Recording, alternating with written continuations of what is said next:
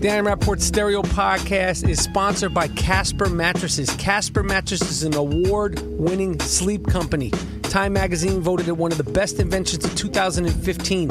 Casper mattresses are the best mattresses out there. You could spend up to $2,000 on a king-size mattress, but at Casper, you get a king-size mattress that's so comfortable for only $950. They stand behind their mattresses so much that you could sleep on it, live on it, nap on it, do whatever you want for 100 days. If you do not like it, they will refund everything for free. They'll pick it up, they'll donate it or recycle it and give it away and do something that'll be out of your hair. That's what you call satisfaction guarantee. Go to Casper.com, CASPER.com. Use the promo code Rapaport. Get $50 off your first purchase at Casper Mattress. Now they have sheets. Now they have pillows. I sleep on Casper sheets. I sleep with Casper pillows. And I sleep like a king on my Casper mattress. I can't tell you how proud I am that the I AM Rapaport Stereo Podcast is sponsored by such a great company. And now there's other companies that are biting, copycat companies. But Casper's the first one, the original one. Go to Casper.com and get yourself a mattress, get yourself some sheets, get yourself some pillows now. All right, this is the I AM Rapaport Stereo Podcast coming live and direct. My name is Michael Rapaport, a.k.a. the Gringo Mandingo, a.k.a. Mr. White Folks, a.k.a. White Mike. I'm in here with my man G Monetti, G Moody. Yes. Last name rhymes with duty. Yes. How you feeling, Mr. Monetti? Oh, man, everything is good, man. The humidity has lowered in New York, so I'm happy. Everything's good, bro.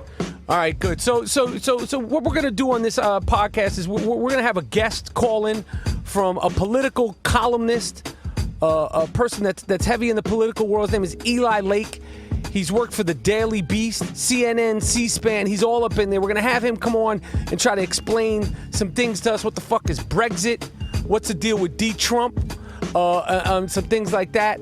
And then me and Moody, we're going to do what we do. It's the I AM Rapaport Stereo Podcast. People are now calling it a therapeutic podcast, which I believe is true. That was never our intentions, but I would say that this podcast can be therapeutic. Both physically and mentally therapeutic. I want to give a shout out to some. We've gotten some fan. We asked for reviews on iTunes, and the people have answered. Some of the reviews on iTunes are they almost bring a tear to my eye. Yeah. So flattering. What was the one you were telling me about, G Monetti? The guy. Are you talking about the guy Chris? Yes. Villano? Yes. Yeah, I read his thing. He said he just got married, and he said his wife is not spending any time at home and is basically treating him like shit. Those were his words. Mm-hmm. So he says she got the diamond ring and the big wedding and the real person came out. And he's been kind of depressed, but then he heard the podcast. And then his mental state improved so much.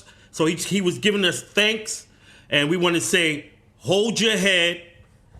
You got groomed and you got played. Because there's no reason that woman ain't supposed to be with you after marriage. She shouldn't be out and about doing all kind of foolishness. Yeah, and just so you know, this doesn't just happen to men. Obviously, women get shitted on too. So this particular guy was a man who reached out to us. So we're by no means saying that women ain't shit, because a lot of guys ain't worth two full shit bags from my dog Wheezy. But this particular guy, his words and the way he articulated himself meant a lot. And we appreciate that the podcast means something to you. We've been down that road. I've been fucked and beaten down. And the only thing I can say about having your heart broken, essentially it means you have your heart broken, is that it gets better over time. Don't try to drink away your pain. In the immortal words of Tupac, don't try to smoke away your pain. I think Tupac also talked about that. You just got time. Time heals everything. You might want to get yourself a side piece. In the meantime, because if your wife is out frolicking around, you might want to get yourself a little side piece. The code word for a side piece is macaroni and cheese. Because macaroni and cheese is always a side piece. So you could be like, I want some steak and some macaroni and cheese. So you might want to get yourself some macaroni and cheese. Word. But we appreciate the reviews and the support. let's just jump into this. So last week we talked about Derrick Rose coming to New York on the I Am Rapaport Serial podcast, and we talked about how we love him and we think he's great. And you know, the big thing with Derrick Rose, everybody has said it. The consensus is out. It's the if. I'm not concerned about his effort. I know it's a contract year, so the effort will definitely be there. I'm not concerned about his talent. It's the if he's healthy. The if he's healthy. So we don't need to go into how we feel about the trade. I think it's a good trade. We got rid of Jose Calderon, who didn't he come into the league when he was 56, or was that Pablo Prigioni? That's Prigioni. But get rid of all these guys, man. He's garbage, yo. Right. We got rid of Pablo Prigioni with the Clippers. We got rid of Calderon. Jerry Grant, I think, has a future, but he needs to develop because he came into the league when he was like 15, I believe. And I think the potential upside is better. Here's the deal with Derrick Rose. You came to the press conference last week in front of the first time as a New York Knick, in front of the New York press, for the first time as a New York Knick, and you looked like shit, Duke. Yes. We saw you, and let me tell you something. We've been through enough. We've been through the finger roll with Pat Ewing. We've been through the Bernard King injuries. We've been through the Reggie Miller. We've been through these Isaiah Thomas years. We've been through too much. Okay? We bring you here with some sliver and glimmer of hope, and you show up to the first press conference wearing a New York Knicks golf jersey and your hair looking like you escaped a methadone clinic. How dare you? How dare you show up to a press conference with your shit beaten down, matted like a fucking sponge you wouldn't keep in your house? You look crazy, D-Rose, and we love you. I love you. I fuck with you. Okay? But you look crazy. Okay, so what we're offering to you is a gift certificate to Sam Gore, the barbershop on 145th Street, okay, up in Harlem. First of all, it'll ingratiate yourself with the people of Harlem, people in New York City. Go up there and tell Sam Gore and them to fix your wig piece, Duke. Right. Coming to New York, being the point guard of the Knicks is a big thing, man. And when you step out there for press conference, you got to look sharp. Not like you rolled out of bed. Not like you came out of a homeless shelter. You look like I'm the point guard of the New York Knicks. Exactly. Walt Frazier, Mark Jackson, Earl the Pearl Monroe. Strickland.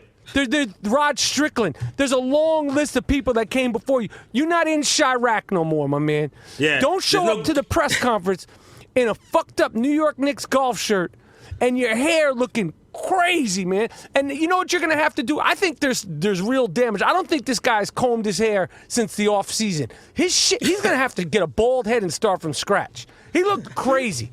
I felt like it was disrespectful to the Knicks and to the New York City press. Like, D-Rose, I know you're not going to be Mr. Personality, and I don't care about that. You know, I think you're a shy dude, and I have no problem with that. You let your game do the talking when you're not injured.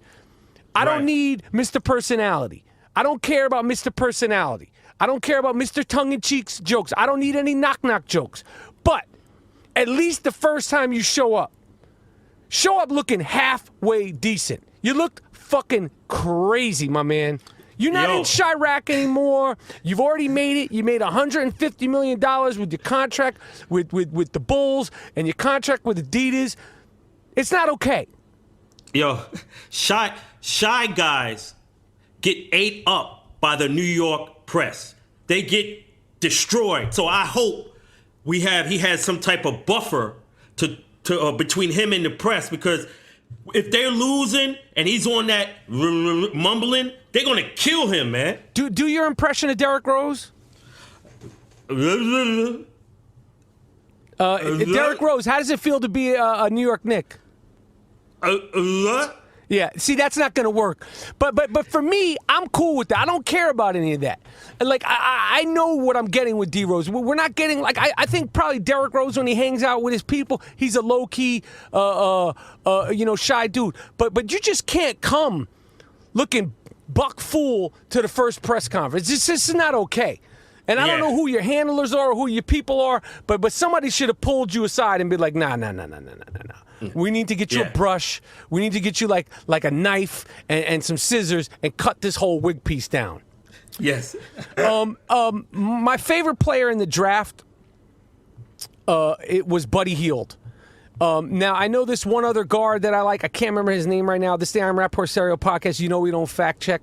But Buddy Hield, I've always liked this kid from Oklahoma. And he's from the Caribbean. The Caribbean Islands. Is it the Caribbean or the Caribbean Islands? He got drafted by the New Orleans Hornets, first round. Really good shooter. I think there's something. I just like him. I feel like he wants to do well, and he wants to. I think he wants to be great. That being said, wanting to be great and looking great are two different things. So Buddy Hield. Now I feel like your teeth will work in your favor because I believe I said this before. This guy's got probably the best set of teeth in professional sports that I've ever seen. I feel like this guy can hypnotize you. He can lull defenders asleep with those choppers. They're so incredible. But him and Anthony Davis, the unibrow, what kind of circus jabberjaw shit are they trying to pull in New Orleans? They both need to get like a full makeover. Right. They got the fucking Jabberjaw twins down in New Orleans. But I don't know. I don't know if Buddy Hield's teeth should be fixed or they should just be, put in like the Smithsonian Museum and like, in a time capsule because they're so great. I mean, they're just incredible. But I feel like he has that accent and those teeth. I don't know what he was at. He was at the draft. I couldn't understand this fucking guy. I didn't know what he was saying. Like, I feel like the perimeter of his mouth, it doesn't matter how articulate he is or what he's saying. I think the perimeter, the front perimeter, those big teeth, it's like a sound wave. It's like a sound barrier between, like, you just can't get any real words out that are fully comprehensible. Oh, so he sounds like you can't understand him? No. I'm exaggerating. I really like him. He just has an accent. He's Caribbean, so he has a slight accent, and then he's got the teeth of life. So you could understand. I'm just breaking his balls. He's a good kid. I really feel good about this kid. I've always liked him, and I think that. I don't know. I think he's going to be a really good NBA player, and I think that New Orleans is definitely upgraded himself by having him. I just think he's a guy who could come in. He's a 4-year dude. I think he could come in and he'll average between 14 and 17 points his rookie season, which is a lot more than some of these other draft picks who aren't even shaving their faces. Like Ben Simmons, I don't know if he's going to be great or not. The other guy from Duke who got picked in the second pick by the Lakers. I mean, this kid hasn't even went through a full puberty, and he's a second-round pick. I mean, he looks great too. All things are saying that he'll be great, but he's a 3-year project. I mean, this kid weighs about 197 pounds in a wet pair of jeans and some Timberland boots. He's like but he's talented. But like the thing that's different now with basketball is like these kids, you're not going to get a Magic Johnson or a Larry Bird or an Isaiah Thomas or a LeBron James or you're just not, when you come in that young, the majority of these guys are just not going to come in and immediately change a team. They're just too underdeveloped physically and skill wise. It takes a minute. So I think that although these guys that are 4 years that are a little bit older, a little bit more experienced, I think they have a better chance. Anyway, we're not the college basketball twins over here. I got one question. Oh, go ahead.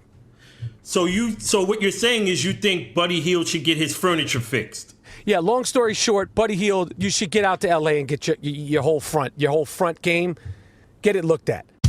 We'll be right back with more I Am Rapaport Stereo Podcast.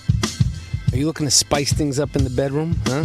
You've been fantasizing about surprising your lover with an adventurous new toy or an adult movie? Well, here's an offer you won't be able to resist. Go to adamandeve.com for a limited time, and you'll get 50% off just about any item. But that's not all. Oh, no. No. When you select one item at 50% off, you'll also receive 3 free adult DVDs for a little inspiration, plus a free extra gift so sensual, so far out that we can't even mention it on the podcast. Okay, and if I can't mention it, trust me, it's sensual.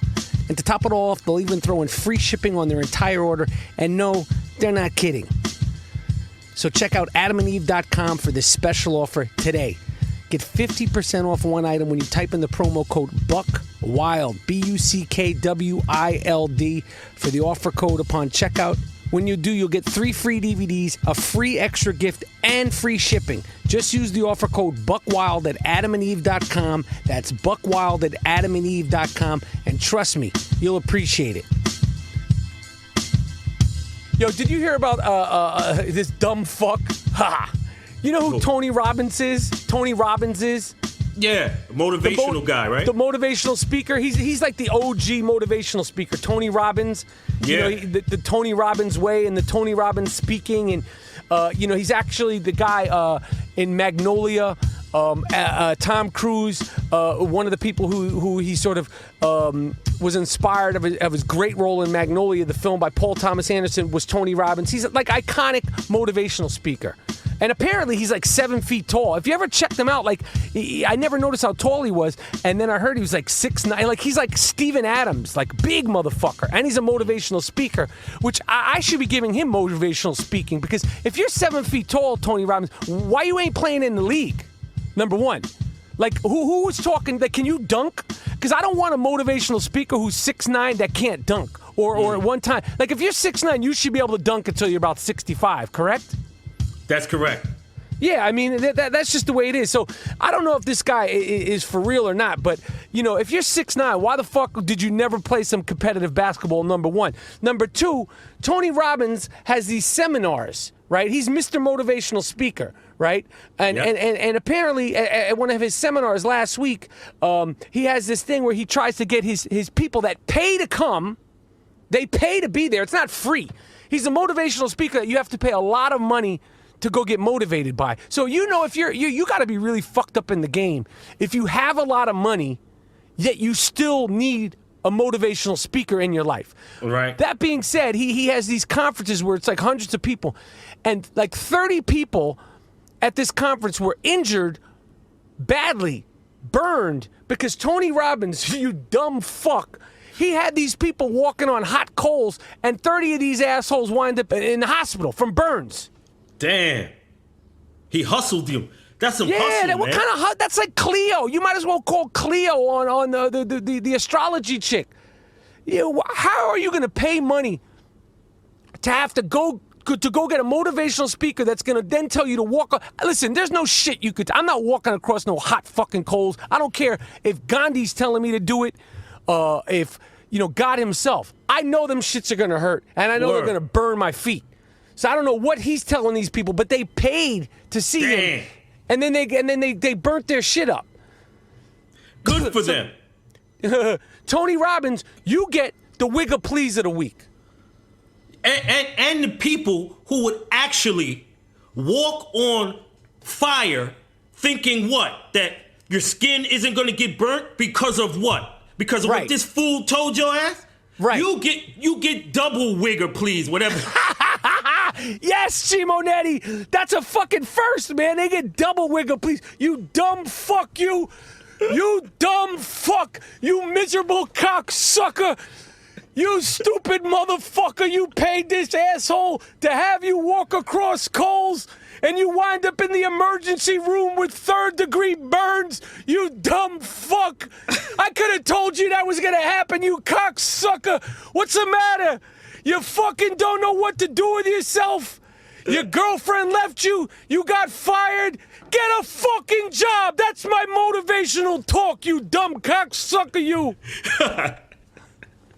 You dumb fuck. That's the Aiello Motivational Speaking. You dumb fuck. You think this asshole's gonna help you when you walk across fire and your feet are melting? You stupid cocksucker, you! That's right. Perfect. Thanks.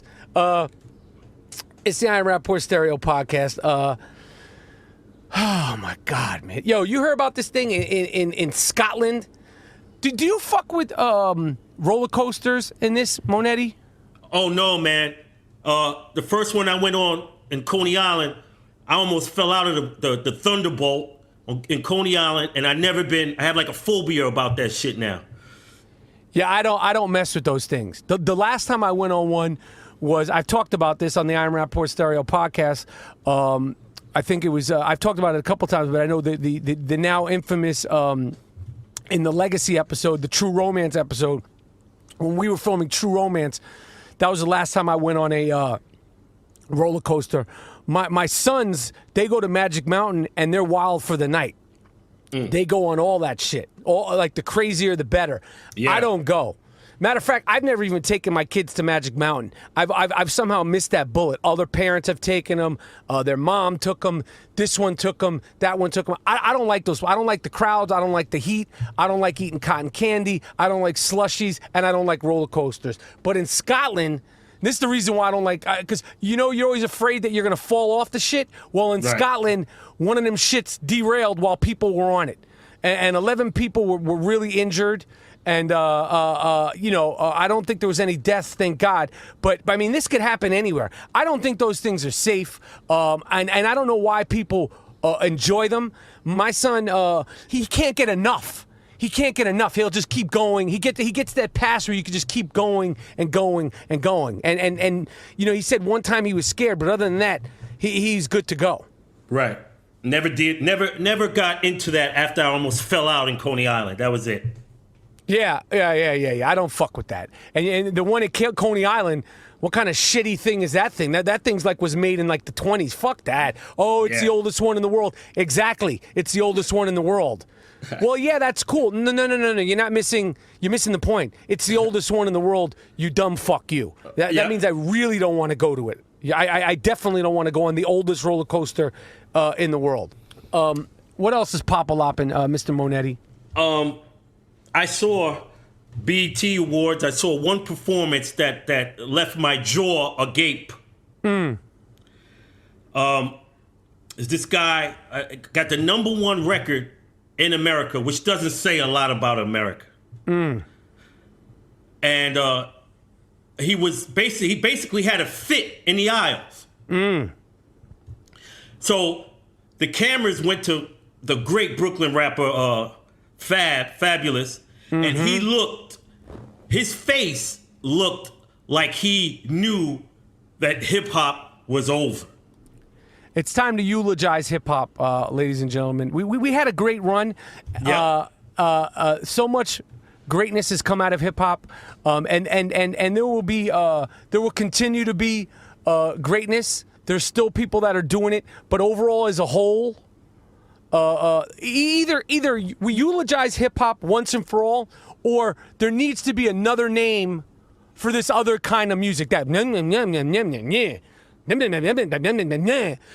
the reason why I can't understand you, and the reason why you're not letting me understand you, is because you're not saying shit. See, you think you're rocking, and you're tricking people into thinking that shit is sweet, but if I go I could create a rhythm that sounds like something, but you don't want me to know what you're saying, because basically you're not saying anything. Yeah, right. So I say, God bless these people for doing their thing. I want them to do their thing, be successful, make money, buy houses, take care of your family. All your dreams should come true. But we need to separate what rap music is, what hip hop culture is, and what this other thing is. And the reality is I don't think it's up to hip hop and rap to have to articulate what you're doing. But it's up for you to not associate yourself or to be categorized with the hip hop and the rap. Right. The Diamond D's, the Gang Stars, the Tribe Called Quest, the De La Souls, the KRS-Ones, the Eric B. and Rakims, the Ice Cubes. Yeah. The Lord Finesse. Yeah. The Ice T's, the new edition, the NWAs. All the people that do it correct, the Talib Kweli's, the Mos Defs, the Master Aces. You should come up with, you're not doing that stuff, so why don't you come up with another category? And then I think people like me and G. Monetti and the other people that get their feathers ruffled by the we'll be cool with it, because it's okay, that's that kind of music. That's not really for me. Right, exactly. But it's two separate categories. So I'm going to hold off on the eulogy until they get their own category. Okay, fair enough. Fair enough. I was ready for a funeral march. I actually, I know you know, I actually had the black suit ready, and I was ready for the fucking. I was gonna get the bagpipes out and get it popping. So let them come up with their own title, since they don't really want to be connected with that. So y'all made your own shit, so you shouldn't call it hip hop music. You and Gangsta are like night and day. You and Kweli, night and day. Exactly. Welcome to Play It, a new podcast network featuring radio and TV personalities talking business, sports, tech, entertainment, and more. Play it at play.it.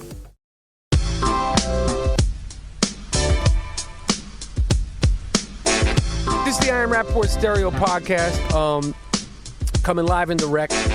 These are G Monetti beats right here, funky, banging.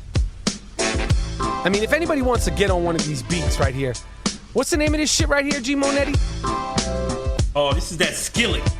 Ooh. If anybody wants to get on this Skillet beat, feel free. Where can you find the G Monetti beats, Mr. Monetti? SoundCloud. Just type in Moody Beats and you'll see me and the Gringo Mandingo. Yes. And then you'll know. Yes, y'all. What else is cracking, G-Mo? We got I think this guy, this is a sick fuck of the week, man. Oh, shit. This award is earned, not given. It's called the Sick Fuck of the Week. This guy's really sick. Lock him up. How could you do it? Don't let him out. Damn. You fucked the dog? You what? You fucked the dog? Why would you fuck the dog? Why would you fuck your girlfriend's dog? What? Sick fuck. The sick fuck of the week. It's earned. Earned. Not given. You did what? No.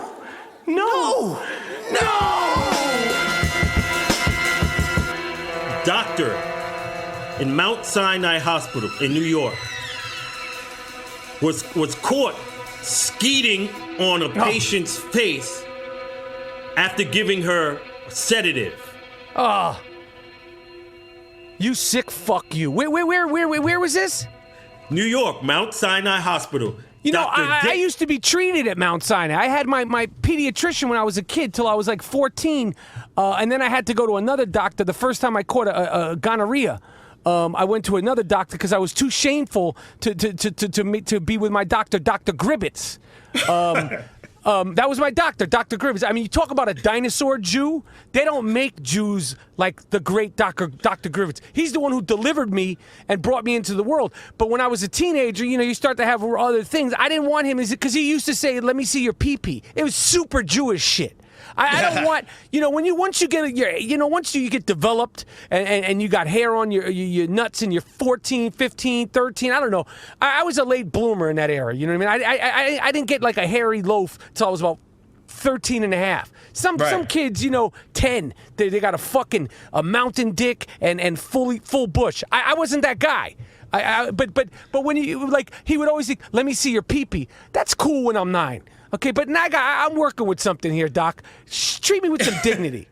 You know what I mean? Seriously, treat me with some fucking dignity. And you know, this isn't a pee-pee anymore. This is a fully formed loaf, my man. So when I got that drip, when I was when I was 16, or I knew I had something wrong because I told the story before. I was at basketball practice and it felt like I was pissing myself. And then when I went into the bathroom, I saw I had I don't want to be too graphic, ladies and gentlemen. I don't even know how I got on this. Anyway, I don't know either. I have no David idea. Newman. David Newman is the sick fuck of the week. Yes. Congratulations. So did he get arrested? Yeah, he's in court. He gave her propofol, the same shit that Michael Jackson was using, and that's when he went to town. Skeeted. He skeeted? Yeah, it was on her cheek. Can you imagine? You know, oh my God. That's your Jesus doctor. Christ. Oh, that's you know, I think about that. You know, I get these colonoscopies once a year and I get put out. Imagine if I wake up from my colonoscopy and my Indian doctor, I see him over me. I don't know what I would do. You'd like to think you'd wake up and kill him, but who knows how you would react. Right. I don't know. I don't know how you come back from that. That's just terrible. I'll choke him out. Huh? I'll choke him out if I wake up and see him over me like that. I'll come to my consciousness really quick and grab his ass. Yeah. Sick fuck. Dr. Newman, you're a sick fuck, you. Word. All right. I told you once, I told you twice. We're going on tour. The I Am Rapaport Stereo Podcast. For all information, go to IamRapaportTour.com. July 28th, 2016, Cedar Cultural Center in Minneapolis, Minnesota. July 28th. July 29th, we're going to be in Milwaukee, Turner Hall Ballroom in Milwaukee, Wisconsin. And July 31st at Lincoln Hall in Chicago, Illinois. That's Lincoln Hall in Chicago, Illinois. All information for our tour, which is going to be a worldwide kick-ass tour, is at IamRapaportTour.com. All right, this is the I Am Rapaport Stereo Podcast. So, we like to know what's going on. And the reality of the I Am Rapaport Stereo Podcast, and I believe most people in the world, and I say this with all due respect because I'm one of them, most people in the world are uninformed and don't have a fucking clue what's going on in the world politically. Would you agree with this, Mr. Moody? I agree, totally. I've always felt frustrated by feeling out of the loop, not knowing what's going on in the political space. Especially as you get older and you're paying taxes and you just get a little bit more conscious about these things. For instance, this whole BREXIT thing, I have no fucking idea what the fuck happened in London last week. England, with this BREXIT thing. There was a sit-in at Congress. I believe it was at Congress. So anyway, we're introducing our new political columnist, Mr. Eli Lake, okay? And we'll let him explain who he is, but basically, he's been a national security correspondent for the Daily Beast and Newsweek, all right? He's now a columnist for the BLOOMBERG VIEW. He's done shit on CNN, Fox, C-SPAN. He's a big fucking political dude. And so now, whether he likes it or not, he's officially the unofficial political columnist for the I Am Rapaport Stereo Podcast. So we're going to call Eli Lake now to get some answers to some questions and find out really just what's going on in the world, in the United States, what's up with DTRUMP, and find out the chances of him. So we're calling up the brilliant Eli Lake now. Hello? Eli. Let's do it. Thanks for joining us at the I Am Rapaport Stereo Podcast. You've worked for some really prestigious organizations, CNN, C-SPAN, with Newsweek, and now you're anointed the official I Am Rapaport Stereo Podcast political columnist. So congratulations on that.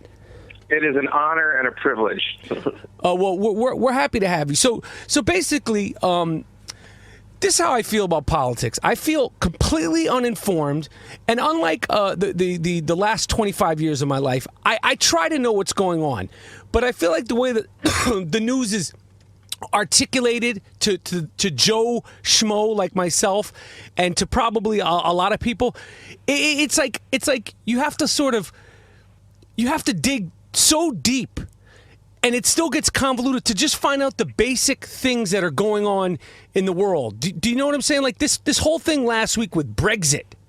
Let's start with BREXIT, because that's the thing. Yeah. What the fuck is BREXIT, number one? Number two, did that term just get invented last week? And number three, what's up with Boris Johnson's hair? So those are three straight-up questions that I just like you to help inform me and the listeners of the I Am Rapaport Stereo Podcast, Eli. So let's start off with BREXIT. BREXIT just means that there was a referendum in the United Kingdom, and they voted to no longer be part of the European Union, which is really an economic kind of political union. It means that if you're a British citizen, you can work in Romania, and you don't have to go through a lot of paperwork. It means that instead of negotiating a trade agreement between the United Kingdom and, say, France, and then a separate one with Germany, there's a common kind of trade agreement. But there is also there's clearly a resentment. A majority of people who voted in that referendum felt that there was too much control that was exercised by Brussels, where the European Union is based. Wait. So they decided to leave the union. Wait, see, this is where things get sketchy right off the top. What the fuck is a referendum? I'm sorry. Listen, I'm a product of the New York City public school education system. Maybe I failed it or it failed me, but that's neither here nor there. No, don't worry about it. What is a referendum? No. A referendum is just an election, but instead of voting for a person into office, you're voting yes or no on a particular issue. Like California has on the ballot various propositions every year. It's the same kind of thing. That's all that is. Got it. See, that makes sense. That's real basic. I can wrap my head around that. Moody, are you able to follow Mr. Lake? Yes, let him finish, my friend. Okay, I just wanted to, because when he said referendum, he said it twice. The first time he said it, I was already gone. And I know you didn't know what the fuck he meant, G. Did you know what he meant by referendum? No, that's why I'm listening. Let him go. Okay. No, it's okay, because I get paid full-time to follow this kind of stuff. You know what I'm saying? Just like I wouldn't know the intricacies of a script that you were doing, or something you were working on, Gerald Moody, in terms of a beat or something like that. It's like I have the privilege to cover this full time, so we all sort of have our roles. So I don't look at it that way. Okay. But back to Brexit, that was something I think that newspaper people kind of came up with. It just means British exit, and that's been going on for about a month and a half or so. You've seen it in a lot of news stories, and that's all that means, the British exit. Okay. And the people who voted, to leave, they said they were part of the leave camp, and then, and they ended up winning. And it's a huge deal, both in terms of the fact that it's going to mean a lot of new agreements that the United Kingdom is going to have to sign with all of the other countries in Europe, but it's already meant that the Prime Minister, David Cameron, has had to resign, and there's a chance at least that there could be another referendum or a vote for Scotland to leave the United Kingdom, which would break up, the British Isles. And finally, some people are saying this could be a sign that our country in America there's a populist sentiment, that's kind of taking over in the West, and that people will go for Trump. I don't think that's the case, but that's sort of how people are interpreting. All right, this makes sense. I'm following you. We're going to get to DTRUMP in a minute. Now, Boris Johnson, who the fuck is he, and how is he taken seriously with that hair? And more importantly, do you think, because just from what I've seen about Boris Johnson, do you think he has breath that smells like fried fish and mayonnaise? These are all real simple questions. That's hilarious, because it does seem like he's a pumpkin head, doesn't it? He looks like Donald Trump here. He looks crazy. Well, here's the thing about Boris Johnson. He used to have my job. He used to be a political columnist. He wrote a book that got pretty good reviews about Winston Churchill. And, he was a Tory. He's on the right. He's a Tory politician. He was the mayor of London. But he was somebody who was kind of considered an intellectual. And so other intellectuals and writers were very disappointed in him because he supported the United Kingdom leaving the European Union, and he was one of the leaders of that campaign. And now, after Cameron has resigned, he's considered to be the favorite for now to be the next leader of the United Kingdom, the next prime minister. Now, my stocks went in the shitter on Friday, okay? Everybody's stocks went in the shitter on Friday. Now, I have long-term stocks. But as you may or may not know, I have a lot of issues with my stool. I'm trying to develop. I know. I listen to the podcast. Okay, so obviously when I find out that the stocks went down the drain on Friday, my stool, it didn't have a good weekend. What are the long-term ramifications for Americans? Or are there any, or is it the unknown with this Brexit situation? And then I want to throw this out. You could answer this afterwards. Is it true? I mean, I heard about this on the news that the day after the vote, all these British people voted. The most Googled thing from London and from England was EU. What is EU? So essentially, these people voted. It would be like voting on, like, I want a hot dog, and then and they said yes, we want hot dogs, and then the next day everybody was like, what's a hot dog? It's true that a lot of people probably didn't know fully what they were voting for, and one of the big issues was immigration, and the EU vote doesn't really have to do with the with the UK policy on immigration. So those two things probably got inflated in the minds of a lot of voters. They didn't know exactly. They sort of thought it was all part of the same issue. The long-term ramifications, listen, I could tell you that I have some smart, take, but I would say that one of the reasons I love your podcast is because the experts and the journalists have been so wrong in the last few years. Look at how they were dismissing Donald Trump in the U.S. So I don't want to get ahead of it. I mean, I think that right now the obvious point is that the United Kingdom is probably the closest ally the United States has, period. Now, when it comes to military and national security and intelligence stuff, the relationship, it doesn't affect that because there's something called NATO, which is the major alliance. And Britain's still going to be part of that. But on the issues of sort of trade issues and increasingly economic pressure on countries like Iran or Russia, not having the United Kingdom in the European Union could mean that the Europeans are not going to be going along with the United States when we wanted to sanction Vladimir Putin or something like that. We'll have to see how it plays out because the British often voiced their U.S. interests inside of the European Union. They were our strongest friend there, you could say.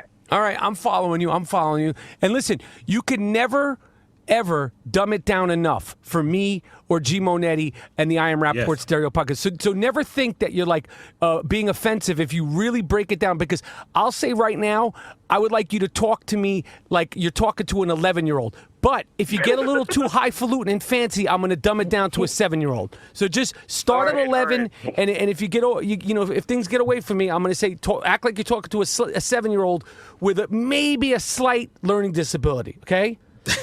So, G. Monetti, do you have any questions on the Brexit thing for Mr. Lake? No, I was wanting to talk about Donald Trump. Yeah, let's get into it. I want to compliment you guys on Donald Trump. How so?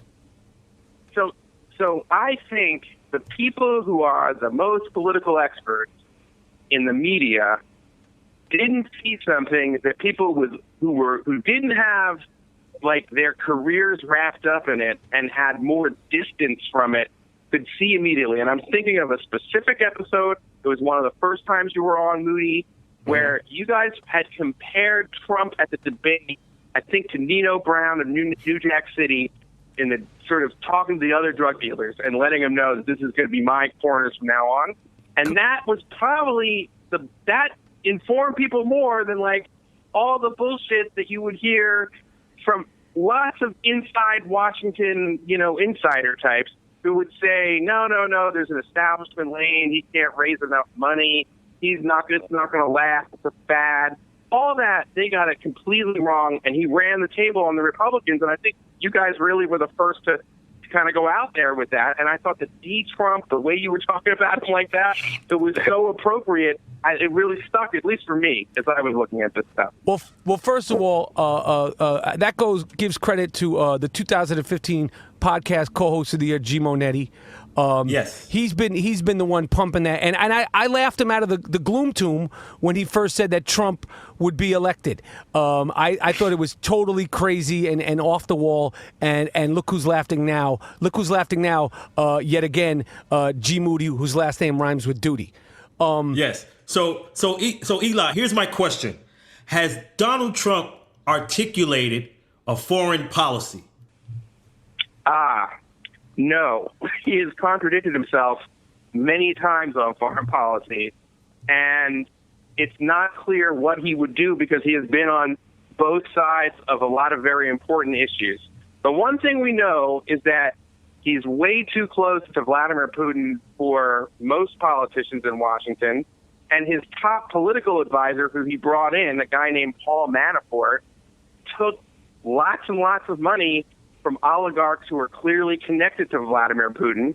And I've written about this, but in my view, that should be disqualifying.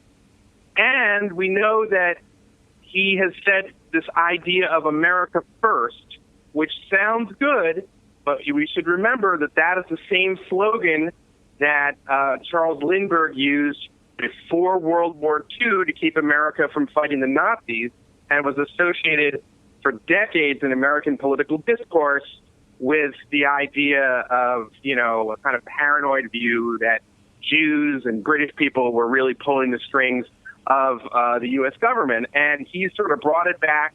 Lots of people, myself included, said, you use this phrase, America first, here's the origins of it, and he does it anyway, he says it all the time. So there's a lot of reasons to be very concerned with that.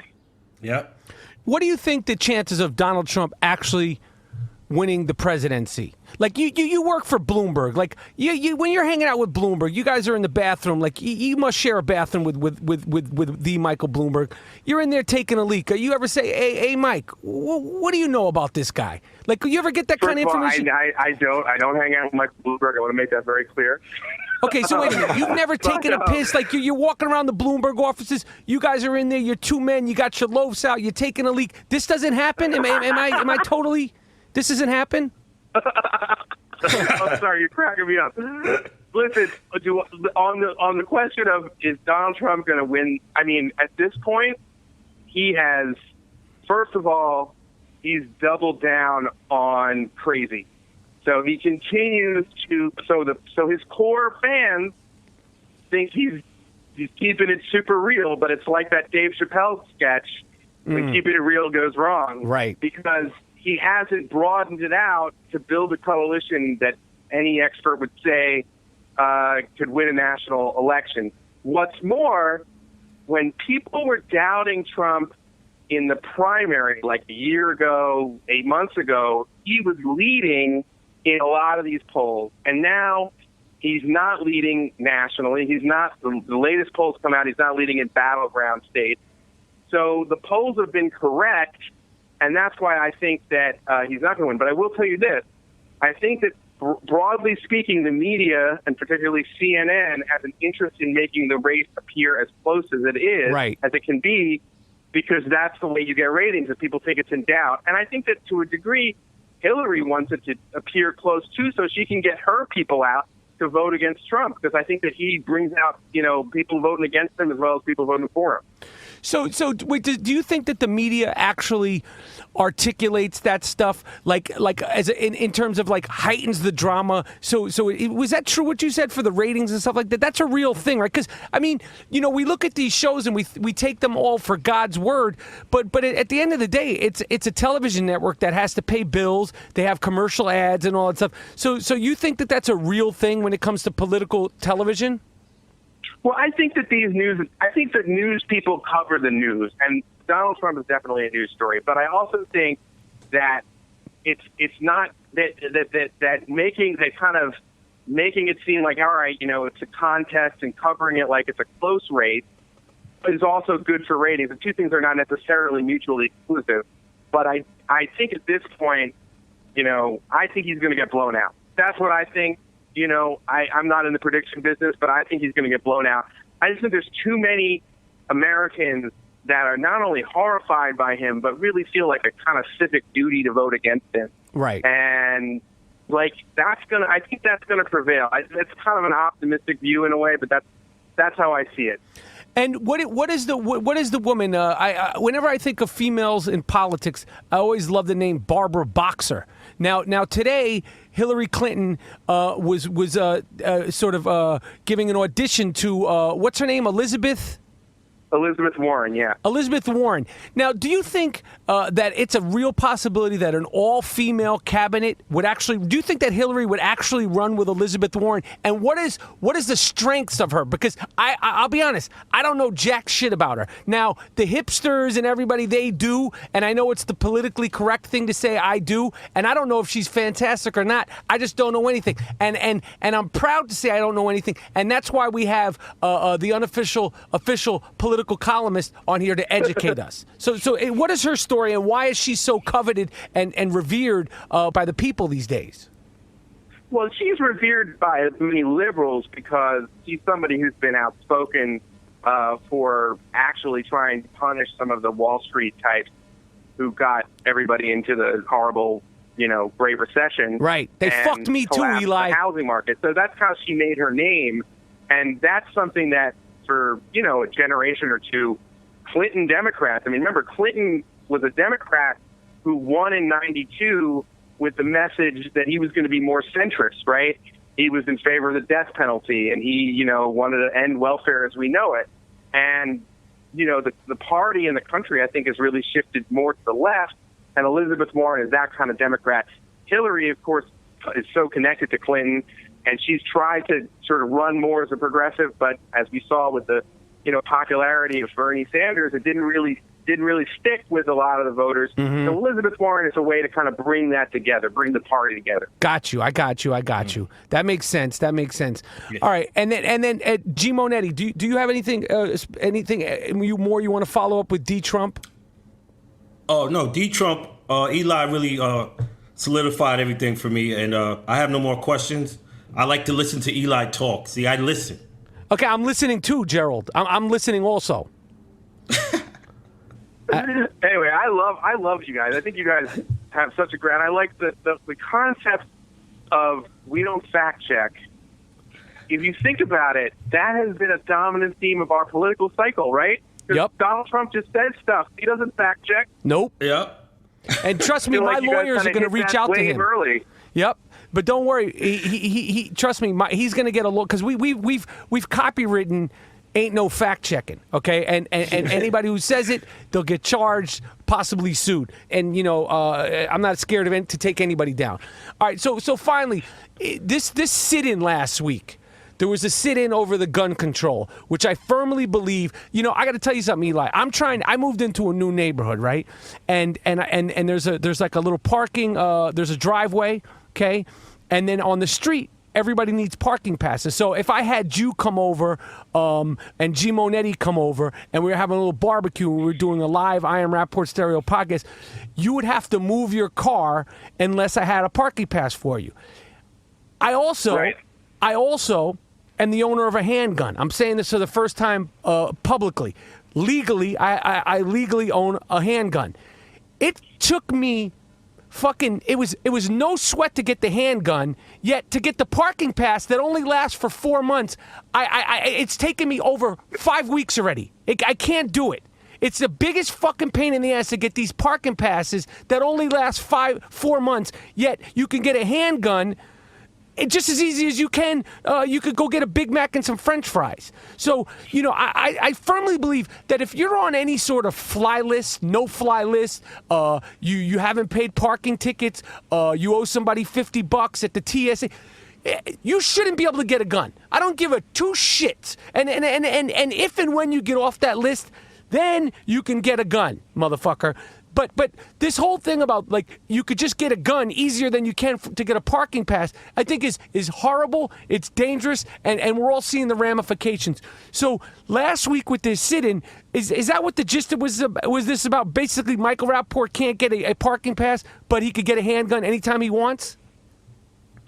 I hear what you're saying, but with all due respect, I think that the way they framed it sounds good. Of course, if you're on a terror watch list, people immediately think, of course you shouldn't buy a gun, but the government is so inefficient with who they place on terror watch lists that it's included a number of journalists who I know who cover terrorism issues because it's too big, the terror watch list. The Intercept has done some pretty good reporting on this. And that's interesting. So I agree with you that it's too easy to buy a gun and there should be much stricter background check. But the way they proposed it is not a particularly good way. And the other point I would just make is that, the tactic of sit-ins is a classic kind of nonviolent act of civil resistance. And that's a perfectly fine way to do it. But when you are a member of Congress, you have other means available to pursue your agenda. So in that respect, I think it was good. It was a good publicity stunt, but it's not like, let's be real for a minute. This isn't like they're chaining themselves to a nuclear reactor. These are people who can vote in Congress. They have power, even though they're in the minority right now. They're probably going to be in the majority after the election. So the things they can do besides the sit-in, but, I feel like it raised a lot of awareness and probably in that sense of good. Do you think that it'll ever, this gun control thing will ever be sort of evened out? Or is it like this ironclad constitutional shit that obviously needs a rewrite? We need to call Aaron Sorkin or Spielberg. Somebody needs to rewrite this fucking thing once and for all. It's a joke. Do you think this gun control thing will ever be worked out? Or is this just going to continue to just be the great white American way?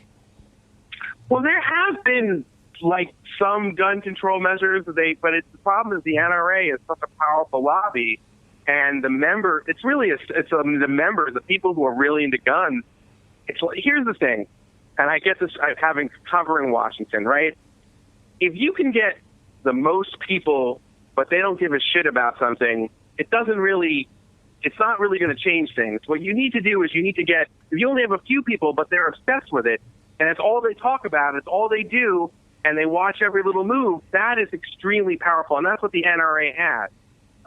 It's not like they have a majority of Americans who agree with them, but the Americans they have are so invested in the issue, and the other side has not been equally intense about it. And until you get the other side that's watching just as closely every little regulation and everything like that, then I think they're going to be able to kind of have the situation we do have right now.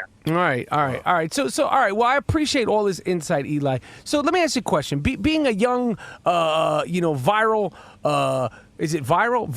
Viral? I don't know what the fuck. Viral. There you go. You're down in Washington. You're a world traveler. I imagine you have a passport that is stamped with all sorts of, you've been here, you've been Somalia, Israel, all over the place. Countries I can't pronounce and countries I don't even know about. All the hidden countries, which I know they exist, okay? And trust me, I'm on to that. But when you're in Washington, what's the social life down there? Like, we got a lot of, we got a little, what's going on down there? Like, is there a lot of cigars and, what are we doing? You know what I'm saying? There is cigars. That scene. That's a good question. There's definitely, kind of socializing between reporters and their sources and members of Congress, and that happens. But there's also like a normal kind of party scene. D.C. has its own indigenous music called go-go. Mm-hmm. Yes. If you ever listen to that, you have to see it live, but it's unbelievable. I'm not really into. I'm from Philadelphia, so I'm an Eagles fan. But people love the Redskins down here. But it's like any other industry. You have journalists have parties and stuff. People come over and that kind of thing. So at times the journalists, they get together and people are freaking off and unfolding the loaf. You don't have to confirm or deny that. I'm just saying it. I read between the lines. All right, Eli, listen. I appreciate you joining us. I would love to have you back. It's very informative, yes. And you broke it down in layman's terms. Your name Eli. Every time I say Eli, I feel like I have to say it the way Eric B said it on the Eric B and Rakim. Yo, Eli, cut the bass out and let the beat keep on rocking. So yes. I just wanted to say that to you. We would love to have you back on the I Am Rapaport Stereo podcast. Oh, I love it. I love you. You guys do such a great job. Moody. He has to come back. Great to meet you on the air. Yes, man. Awesome. Thank you so much. All right, Eli. I'll talk to you soon, my man. All right. This is the I Am Rapaport podcast, and we'll be right back. Welcome to Play It, a new podcast network featuring radio and TV personalities talking business, sports, tech, entertainment, and more. Play it at play.it.